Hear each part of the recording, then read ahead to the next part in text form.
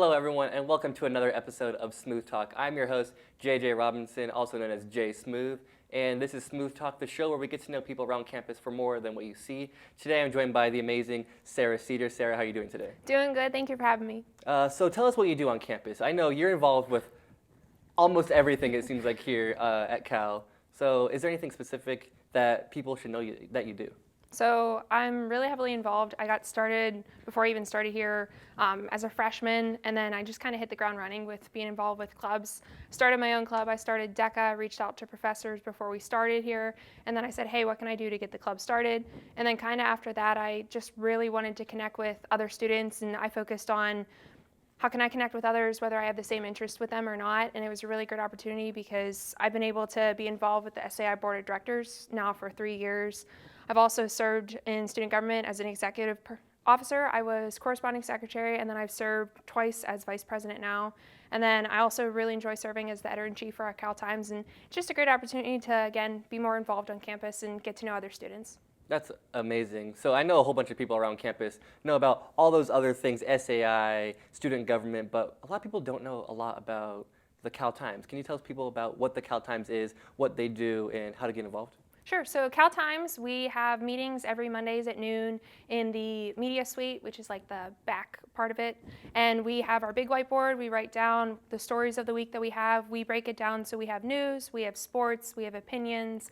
We have like feature stories, so if there's like athletes we want to highlight, or if there's like a specific event happening on campus that the students really want to focus in on. And then we also have we try to do feature stories around California campus. So when you go off of campus, what are the areas that you can enjoy in the community? So what restaurants could you try? Those kind of things, because a lot of kids are always asking like, hey, what can I do outside of Cal? And so we had that segment that we started last semester, and we have students that are going to continue writing the series. And then we also have a lot of students that do like photography, videography. I know Adam with Vulcan Drones, he does a lot, and then you've taken photos for us, and then so has Nate. And it's just really cool to, again, see the stories that the students are writing. We have a great cast of officers this year with editors. We have different editors. We have news editors, sports editors, review editors. We have graphic designers. Ashlyn runs our social media. She does a really great job. And again, it's just a great opportunity for students to get involved. We are trying to do a print edition again because we did one prior to COVID, and then we are in the process of creating one again, hopefully for this semester, and then again next semester. So we'll have a feature edition once in the fall semester and then one in the spring semester. And we also recently just got t-shirts ordered, and we'll also be selling them on our website soon, which will be really awesome. That's amazing. And I've, of course, working in the media suite, I've seen a whole bunch of the older, even 10 years ago old newspapers that are in the back. So it'd be really exciting to see an updated version of a printed out article. What inspired you to pursue all these different things that you do here at Cal? What inspired you? So I just love being involved with people. It's just something really special because a lot of the people that I know now, and even the friends that I've made both in and out of the media suite, I wouldn't have been able to, I think, meet them if it wasn't for the opportunities of organizations, clubs, classes. I think it's just a really great opportunity, and I wish more students would take the chance to get involved, regardless of whether it's in your major, regardless of whether you have that interest or not. I think trying to go to different clubs and organizations and just connecting with the students, I think is honestly where it's about. I chose to get involved because I didn't have anybody from my school that I knew was coming here when I first started. So freshman in the dorms, first time living on your own, you're like, okay, this is a little bit of interesting experience. So I made friends with the kids that lived on my floor, still friends with them now, and it's just a great opportunity because, again, you'll never know the connections you make, how much they'll stick with you throughout your life. And I think that's been a great opportunity because a couple of the best friends that I made my freshman year, I'm still friends with them now, and I'm grateful for them. But it's also the friends that you've made along the way with the different organizations and everything. And again, it's just a great opportunity to get more involved and not only learn from others with their passions, but also to see how it can kind of relate to your life and your interest as well. That's amazing. I can tell you're very passionate about all the things you do. Definitely. Mainly because I've seen your calendar. You got almost My everything booked out. signature. Yeah. So with all those things that you do, all the clubs, organizations, even just socializing in general, what are some of your biggest struggles that you face in just daily life or just in general with everything that you do? I think when I first started, I'd say time management. If anybody knows me, I joke that my planner is my baby. I highlight everything, and it's kind of like a reward system, which probably sounds super nerdy. But when I finish a task, if it's an important task, I'll like underline it, make it bold, and then after I finish it, it's like highlight a color. So I'll do yellow if it's important, and then orange over, like pink over top, so then it turns orange because orange is my favorite color. So it's like, okay, finish this task. Here's all the other tasks that I have for the day, and I don't know. I just rely heavily on that, and I think that's something that I think a lot of college students struggle with is time management, but I think it's a great learning curve for a lot of individuals because my freshman year, I was like, okay, I have some good time management because I had it in high school because I was also really heavily involved, but college is a different scale. You're running in between everything, you're going to classes, you're going to meetings, you're going to all these different things during the day and trying to fit everything in a block, and I think it's a great opportunity because I've seen myself grow as an individual, but also more as like a leader, and not only in school aspects, but also outside of the school with like the community things that I'm involved with. You can definitely see that I'm getting better at time management, and I think that's something that a lot of students have also struggled with. But then you turn around, you're like, okay, I can learn from this experience. How can I make it better going forward? Is there any advice to help people with time management skills? Write everything down. I use sticky notes a lot, so I'm like, okay, if I don't have my like notebook on me for that particular thing that I'm working on, I'm like, okay, here's a sticky note, let me stick it on my planner so I know, okay, let me go and check on this later. I make sticky notes on my computer. I put reminders in my phone just so that way you're not forgetting anything, and never like be offended if somebody's like, hey, did you do this or do that? Just because I think it's really good that we also check on those around us and we're saying, hey, if you need help with anything, because I think that's really important, is making sure that if somebody's struggling or they need anything, that they know that you're someone that they can rely on. So again, just making sure that you're keeping track of things, and also just asking for others, just saying, hey, what can I do better? What do you recommend? What seems to work for you? All right, that's really impressive that you just be able to learn through all your experiences throughout even high school. How you said you were very heavily involved. Yeah, more involved now. Speaking of your involvement, is there any upcoming events that you want to mention? Yes, so I serve as the vice president for our student government.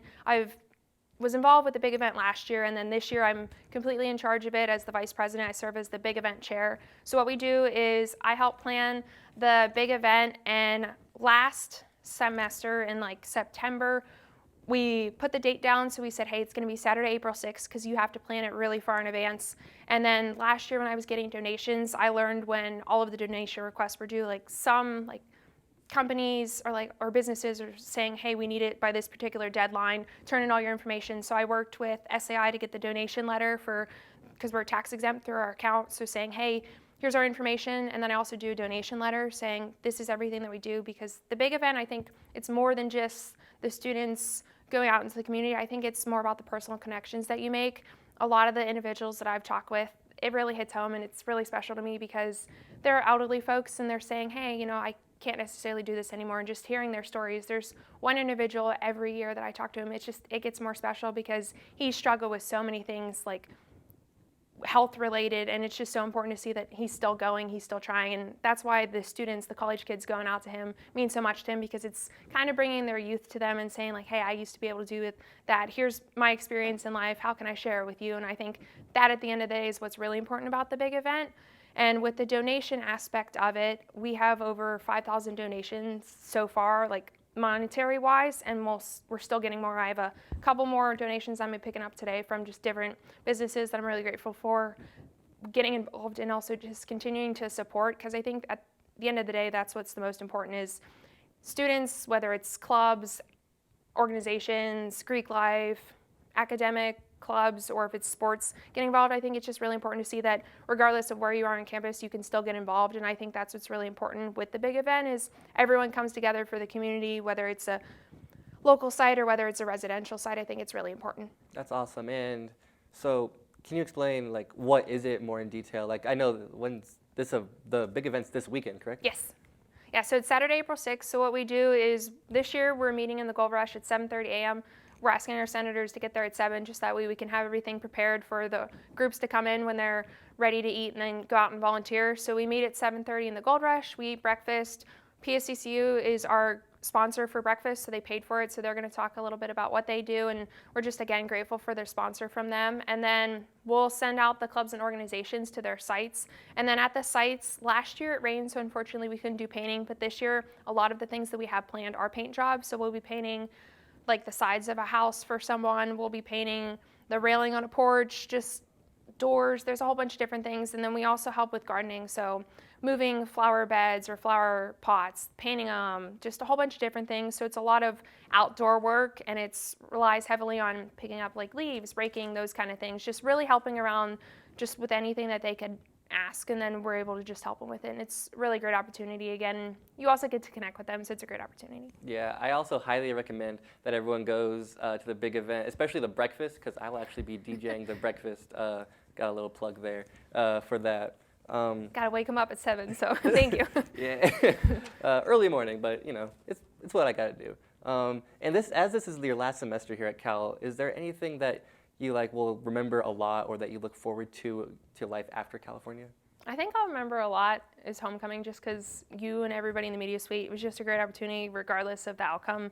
Being able to run with 2 other individuals from the media suite, or not run with, but work with them, because we had Gooch and Sape both made court, and being able to see everybody at the game, I think, was really special, because it's just a great opportunity. It's not necessarily the person themselves running, but I think it's the organizations that they back, and being able to highlight them, because I think that's also one of the reasons why I wanted to run for Homecoming Court and Homecoming Queen, is just I wanted to represent every single club and organization that had such a great impact on me, because I want others to say, hey, they have great opportunities. Please go look at them if you're interested. And I think that's really important, is highlighting them.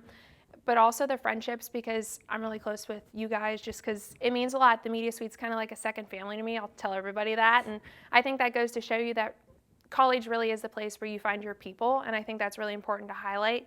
As far as after college, like after Penn West, or After just Penn in West. general, oh dang. So I'll still kind of be with Penn West in the future. I'll be pursuing my MBA, but it won't be right away. I'll be starting a job at PNC full-time downtown in August, which is really great. And then I'll also simultaneously be pursuing a degree, which will be through Penn West, but online. Okay. Yeah, so a lot of exciting things. So I'm not done with the Vulcans yet. I think you're always going to be a Vulcan for life. Just you might move around a little bit, but you still stick with your home, and I think your campus always goes with you. Of course, unless you transfer. You know who you are. I'm going to send this to you after. You know who you are. Nah, Cal U for life, or Vulcan for life. Yeah. One more thing. Make a move. Oh, I don't really know chess. Well, we're going to learn. Okay. That's not how you move. I win. Wait, what do you mean? Game over. All right, everyone. This has been Sarah Cedar on Smooth Talk. Of course, I want to thank you for joining me today, being able to talk about just what you do here at California. Of course, thank you for watching, everyone. Like, subscribe, all that fun stuff. I put everyone's Instagram tags in their little info cards, so go back in the video and go give everyone a follow that is part of this production. And I guess Noah's here. She's sidelined right now. Studio audience. But that's all we have for today, so everyone, thanks for watching.